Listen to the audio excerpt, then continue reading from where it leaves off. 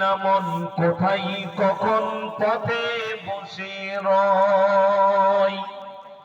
ভুবন জুড়ে রূপের মেলা, কদম কদম ভয়।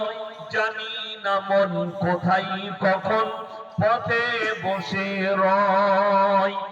আমার চলার পথে প্রিয় কাঁটার ছড়া ছড়ি, আর পারিনে সামলাতে মন তোমার পায়ে পড়ি।